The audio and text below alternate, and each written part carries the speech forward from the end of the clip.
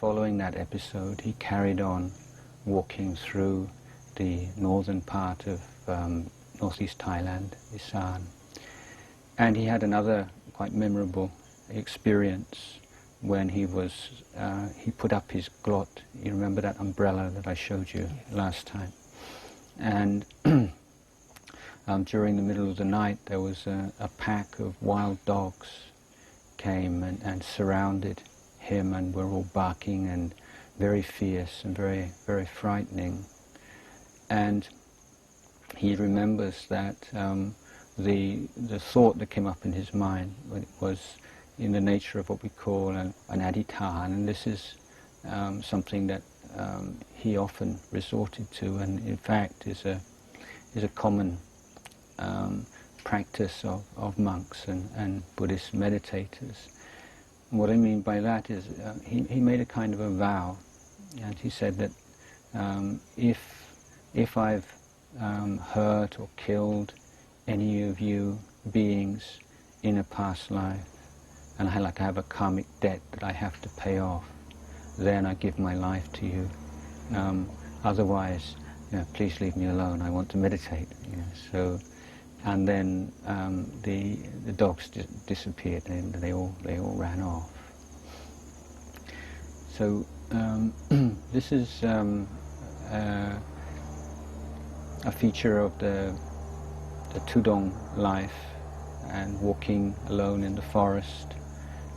It's not always the most peaceful practice for monks, but it's one in which you are often confronted with situations that you've never met before. Quite unexpectedly, you can find yourself in danger of your life, and for that reason, it's as a monk you go through various tests of endurance and courage and mindfulness that you probably would not in a normal monastic setting. So learning great self-reliance, and when a monk has been through some frightening, difficult experiences like this, then it gives rise to a lot of self-confidence and energy in practice.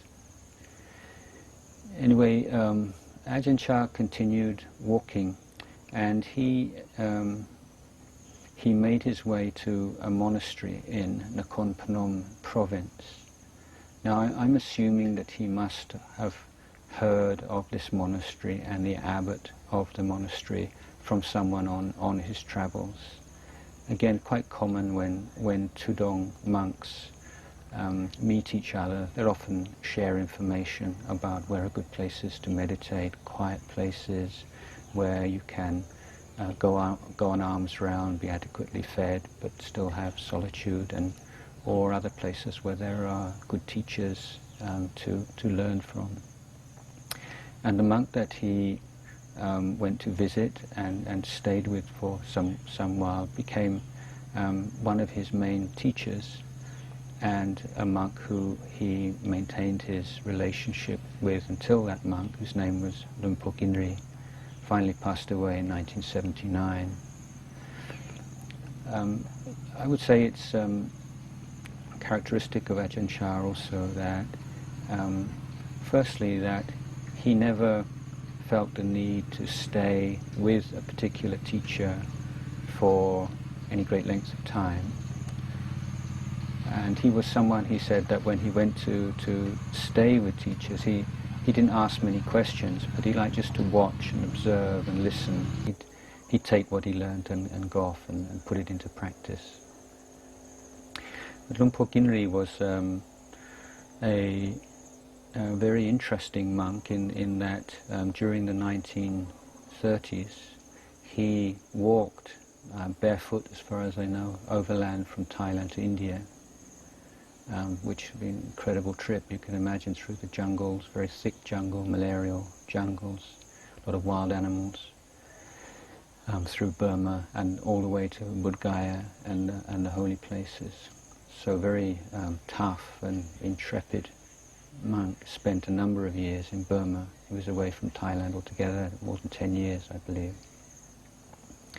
But by the time Ajahn Chah went to stay with him, he was still living in a very quiet way, and he's very gentle, sweet monk who didn't give a lot of Dhamma talks, and also what confused Ajahn Chah to begin with, he wasn't meditating very much. I didn't see him sitting and walking many hours of the day, and so that was a kind of surprise to Ajahn Chah, that his idea of a meditation monk was someone who's doing a lot of formal meditation practice.